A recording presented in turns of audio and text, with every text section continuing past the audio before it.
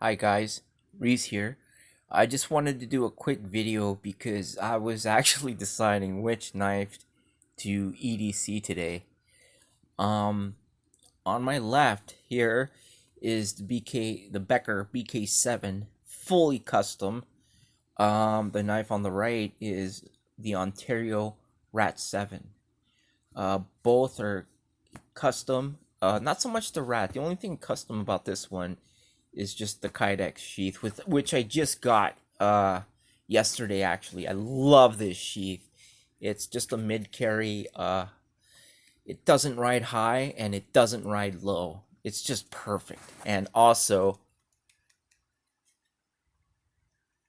no rattle whatsoever. My Becker, I have slight rattle. Yeah. Anyway, so let me take out the Becker. It's a dangler, so it could be this thing rattling. This is my Becker BK7, fully custom. The scales come like almost the same color as the RAT7 micarta scales, but for some weird reason it turned into like a wood. It looks like wood. I don't know why or how that even happened or how that's even possible, but I swear it was like this color. It was like a slightly lighter color than this, and this was a lighter color actually too. But it darkened a bit, but it did not turn like this. Yeah. So but yeah, this is my BK7 fully custom. It's got a nice satin finish on it. I removed the paint and everything. Both have convex edge, which is the best kind of edge you can have on a knife. Yeah, it's a beautiful knife. The RAT7.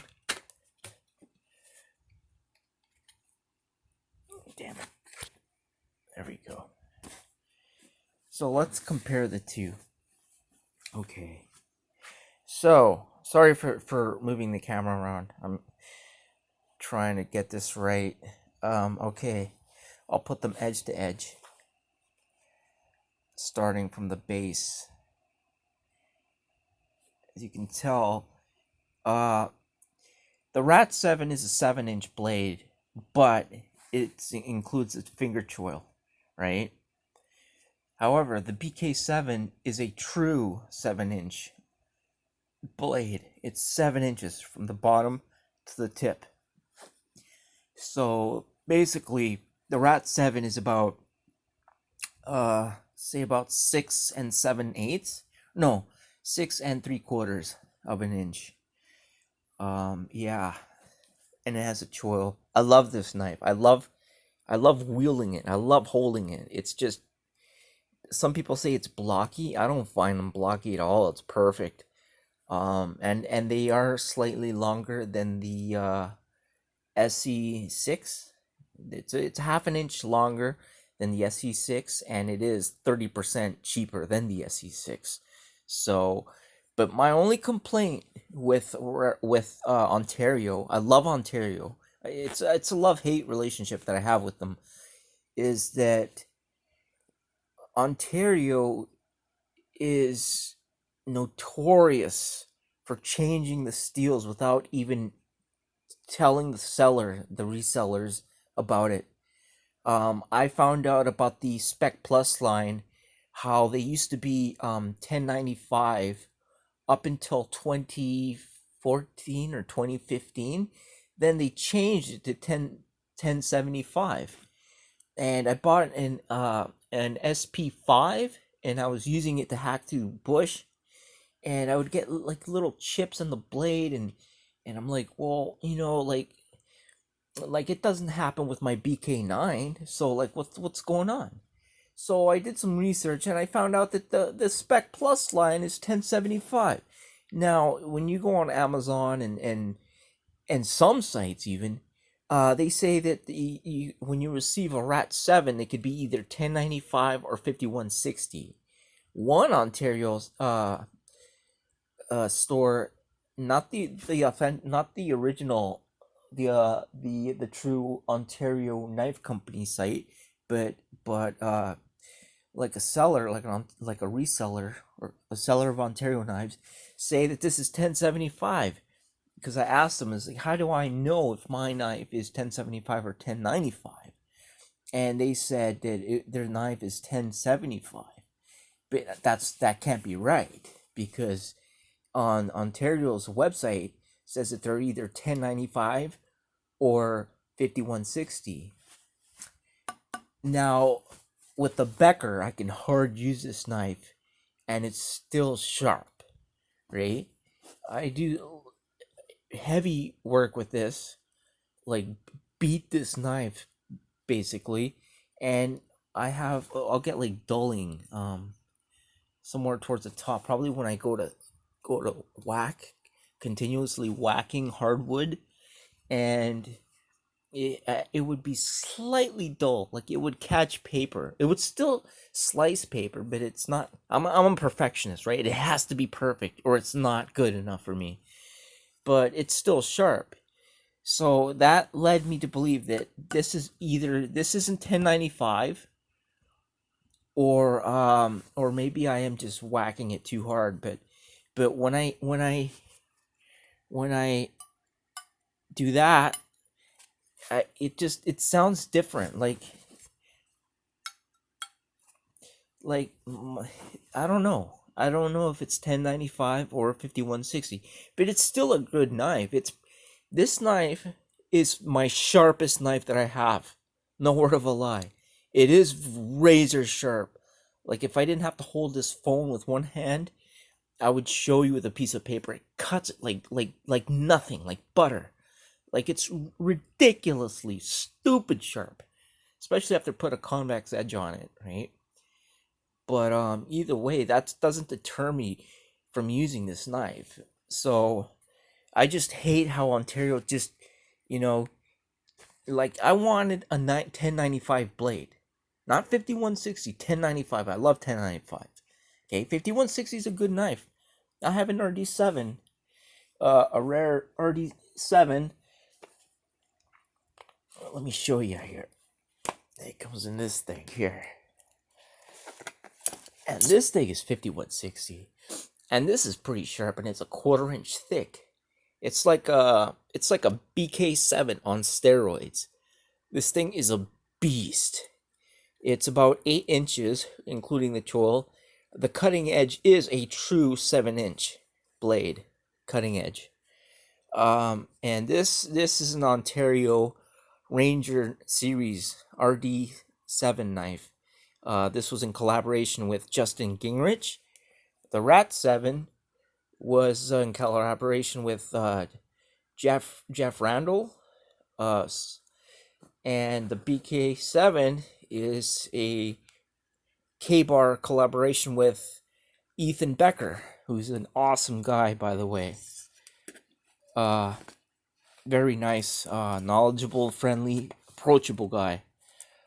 So now anyway, back to what I was saying. I don't even remember what the heck I was saying.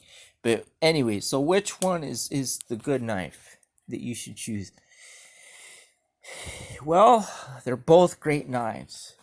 If you don't mind a blade slightly shorter than 7 inches, the RAT7 was a good choice. The BK7 is a really good knife too. It's a hard used knife. The RAT7, if it was 1095, I don't know if it is. They don't tell you. They just say you'll either get a 1095 or a 5160. And that pisses me off. I want 1095, not a fucking, oh, surprise, give me whatever. No. That's what I totally hate about Ontario. It's the only thing I hate about them. But other than that, I think honestly, I prefer the Rat because it's such a classic knife.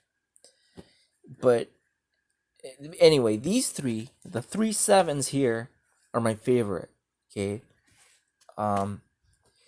it just depends on the flavor of the month, I suppose, on which one.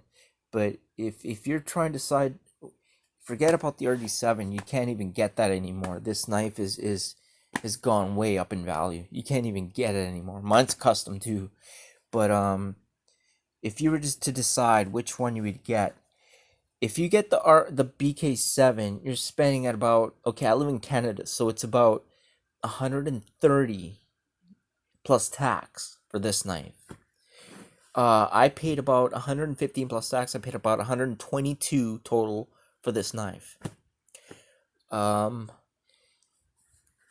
BK7, when you get it, comes with all black blade, my Zytel or plastic handles, and you can customize them. If you're into that, then the BK7 would be cool. I took the coating off of it, but the weird thing is it has these little lines, horizontal lines that run down the blade. You can't hear it because of the fan, but I've sanded the hell out of this knife to get those lines. Well, basically, what those lines are is they hold the coating. It makes the coating on the knife last longer, right? So it doesn't wear down as easy. The Ontario has really good paint, a really good epoxy coating on it. So, and I've chopped a lot of stuff with it. So, but I'm sure that it doesn't have the lines like it does on the BK7. So if you're into customizing knives and whatever, then maybe the BK would be for you. Or if you don't like knives with choils, I suggest the BK7. If you love choils, the choil on this is very comfortable.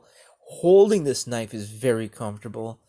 It's a small knife, and these small knives aren't used for chopping down huge trees or anything, right? So sometimes I just get carried away and I do that. So that doesn't have, you don't have to do that, right? But if you're gonna chop something huge, carry a saw or an axe, But because if you have only one cutting tool with you when you're in the wilderness, it's if something happens, you're hooped. But I don't know. I prefer the RAT7. I like the RAT7. It's I don't have to customize it. It comes to me direct. It has the choil. It comes with my Carta scales. There's no customizing needed other than the sheath. So that's about it. So if you guys have anything to say, just hit me up, send me a message, hit the like button. I hope this video helps you guys in determining what kind of what you prefer for bushcraft. And it's summertime. I know a lot of people going camping and hiking and stuff like that. So I don't know. You tell me what you guys think and what knife you prefer. Okay? And I will see you in the next one. Peace.